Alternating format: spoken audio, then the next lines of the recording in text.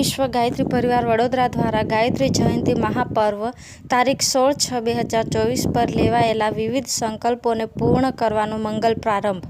અખિલ વિશ્વ ગાયત્રી પરિવાર વડોદરા દ્વારા લેવાયેલા સંકલ્પોને પરિપૂર્ણ કરવા શુભ પ્રસંગ કરતા આજે શાખા નંબર 12 લક્ષ્મીપુરામાં ગંગોત્રી ડુપ્લેક્સમાં 50 નવા પરિજનો પ્રજ્ઞાપુત્રી તારાબેન પંડ્યા દ્વારા દીપ યજ્ઞના માધ્યમથી મંત્રદીક્ષા, ગુરુદેવ વેદમૂર્તિ તપોનિષ્ઠ પંડિત શ્રીરામ શર્માજીની પૂર્ણ ઓળખ સાથે અખંડ દીપક જ્યોતિ કળશનું મહત્વ સમજાવતા દર બુધવારે સત્સંગમાં આવવાના સંકલ્પો લેવાયા હતા.